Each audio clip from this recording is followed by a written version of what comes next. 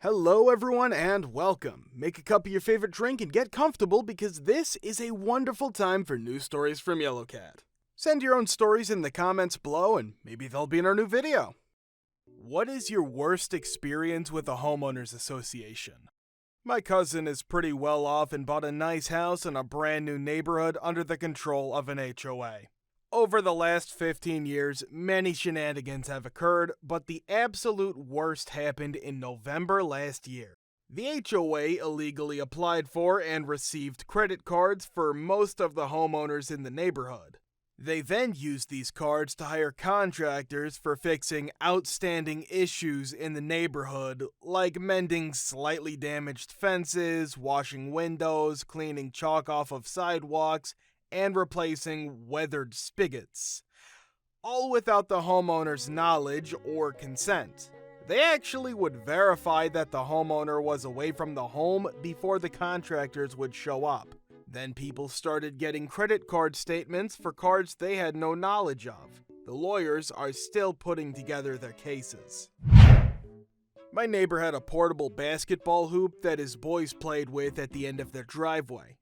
After many orders to remove it from their property were ignored, someone from the HOA came and stole it from their yard. Neighbor was extremely peeved already, and that really set him off. He doused an HOA member's lawn, the guy across the street that was making the most noise about the hoop, with acid.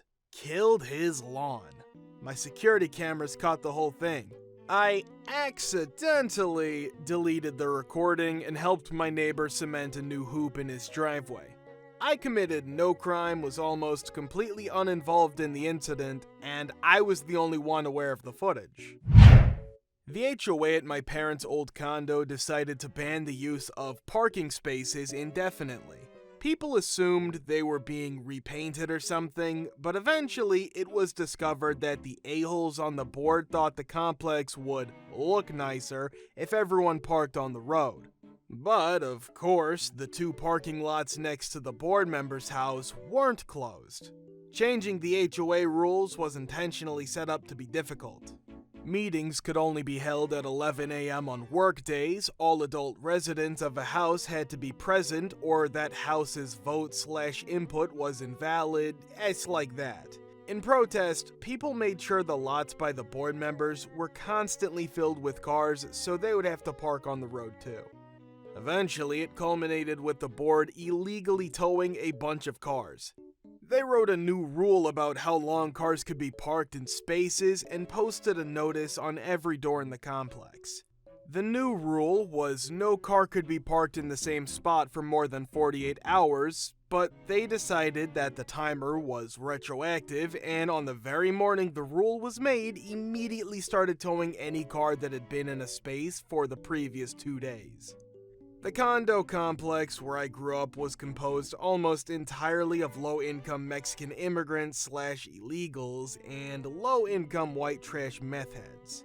Half the cars towed were either custom lowriders or custom trucks/jeeps. A bunch of the lowriders were damaged in the process of towing, and one of the jeeps straight up went missing, apparently stolen by or from the tow company. A tow company, incidentally, later found out to be owned by a board member's brother.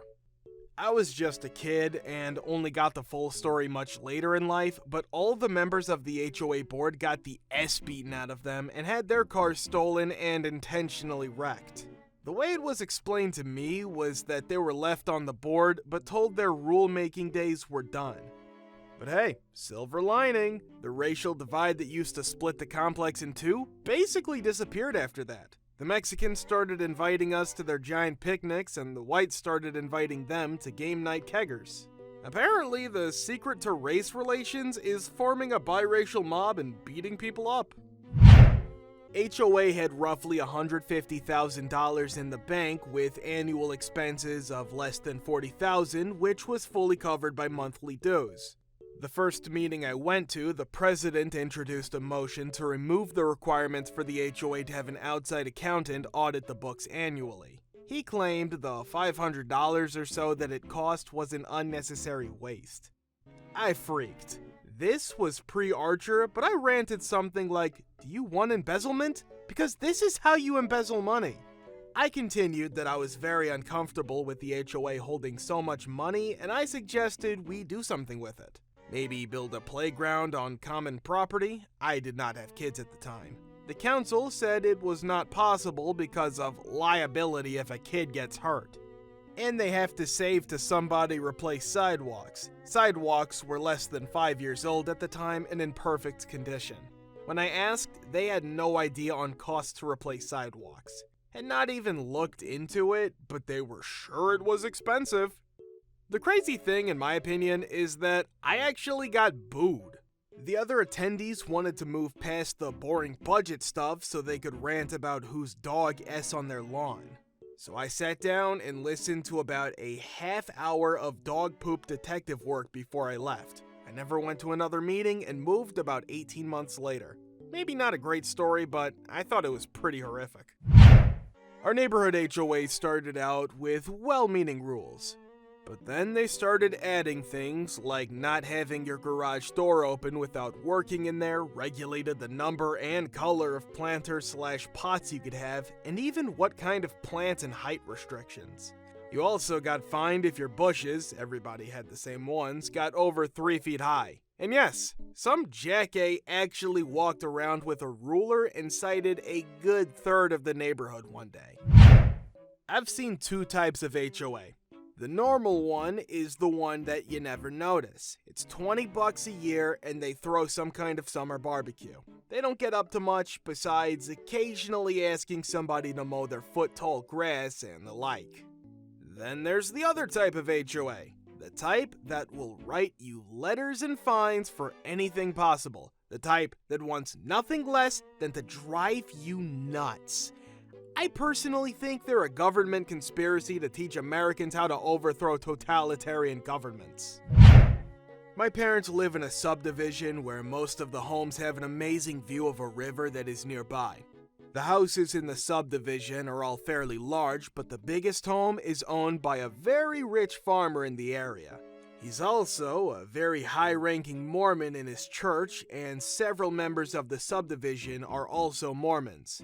This guy decided he wanted to build a huge shed on his property where he could keep all of his dirt bikes, motorcycles, ATVs, etc., but never asked the HOA for approval to do so, like he was supposed to. So he builds his giant shed, completely blocking his neighbor's view of the river, which is the main reason that a lot of people build homes in this subdivision. When the neighbor went to an HOA to have them file an injunction against Mormon guy, they refused. Their reasoning was that, "Brother farmer guy would never do anything like that on purpose. We won't sue him." A-holes. Endless rules. Left newspapers in your driveway? Letter in the mail so you know about the problem in a week. Grass growing in the driveway cracks? Letter. Grow pineapples in the planter box? Letter. Park weird? Letter. Grass is grown a little bit? Letter.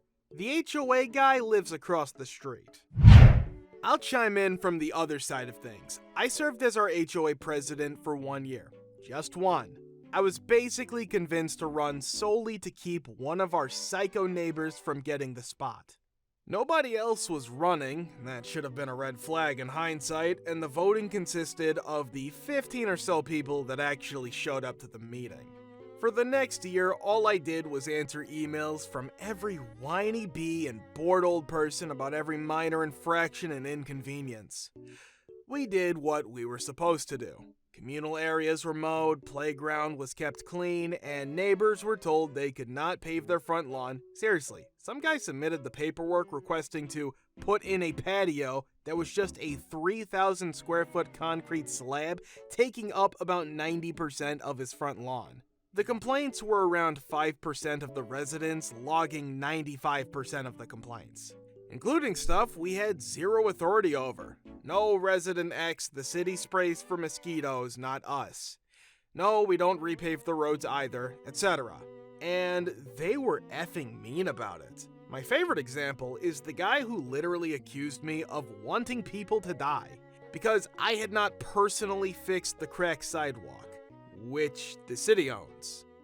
Another fun incident was the drama over some squatters in a foreclosed home. We knew they were there illegally. We found out that some guy had a business of gaining access to foreclosed homes and renting them out super cheap.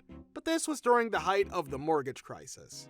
We called the police, but according to them, unless we could prove the owner didn't want them there was nothing we could legally do. We could not get a hold of the bank that owned the land no matter how hard we tried. It had been sold multiple times, and the bank that apparently owned it had a voicemail box that was never not full. The neighbors showed up to a meeting and just screamed at us for a good 15 minutes over the outrage. The funny part is that the people living there had done nothing wrong. In fact, they were maintaining the otherwise S-looking yard. They didn't have a coherent argument about what we should do or what the problem was. They were just mad at us for it happening. At one point, a guy who used to be on the HOA and got voted off for being a D-bag to people blamed us for the lakes being low. Surely it had nothing to do with the record low rainfall. In his words, well, when I was on the board, they stayed full. Really, dude? What else? Oh, right. The fountain incident. So, one of our lakes had a big floating fountain in the middle. Looked nice. Some a-holes stole it. The thing was cemented to the bottom of the lake and ran on 440 volts. They dragged the effer out and cut the live power line. Anyway, some people say they missed it being there, so we replaced it. Then someone complains that the spray pattern of the new fountain nozzle was different from the old one. Also, it was a 100% volunteer thing, but people would constantly accuse us of taking a paycheck and doing nothing. The reason I am telling you all of this is not to make you feel bad for these people. Any sane person, myself included, would never want to do this. So what inevitably happens is that only the crazy people end up doing it for any length of time. My HOA overcharged me $10 on a late fee, then overcharged me again another $10 on the same late fee. No big deal, right? Then they tried to foreclose on my home, charging me $2,700 in lawyer fees to collect their $20. Not worst so much as most entertaining. Our HOA these days doesn't do much beyond basic safety stuff like keeping street signs upright and enforcing rules about curb appearance. No statuary or fountains, keep your grass trimmed, that sort of nonsense. And they're pretty tame about that. According to some of my neighbors, they were much more aggressive when the neighborhood was founded 40 years ago. Our neighborhood is split in half by a strip of forest. And right in the middle of this strip is a house owned by a guy I will call Jeff. Now, Jeff was a manager at a local park and a real Ron Swanson type. Jeff bought a strip of forest a few years before the subdivision was conceived, and thus, Jeff is not subject to any of the HOA's rules and regulations. However, this was not going to stop the plucky young man who founded our homeowners association. No, he was determined that our neighborhood would follow certain standards. And Jeff was simply not living up to those standards. His yard was overgrown and crawling with local wildlife, and he kept a boat in his driveway. The nerve!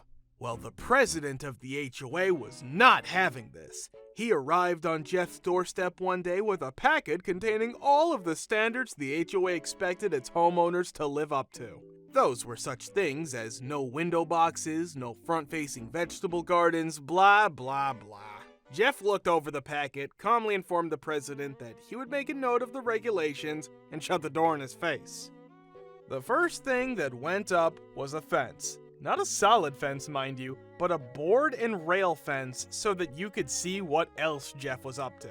This prompted the first of many letters from the HOA to Jeff. After he got that letter, he put up a vegetable garden front and center. Another letter arrived, and Jeff started renting out space on his lawn for people to store RVs and boats. Another letter, and Jeff put up window boxes. I don't know how long this went on, but eventually it escalated to the police. As soon as they found out that Jeff was the proper landowner, they laughed in the HOA's face. Then it escalated into a civil suit about property values or whatever, and the judge dismissed the case on similar grounds. Nowadays, Jeff is retired and putters around his house day in and day out, filling up hummingbird feeders, replacing light bulbs on the Christmas lights he keeps strung up 365 days a year, run off a huge solar panel planted in his front lawn, naturally, and just generally being an awesome old dude. And our HOA has basically been neutered by the whole ordeal and hesitates to file a complaint against even the most egregious violations. I'm looking at you, family that clearly runs some sort of business out of their garage.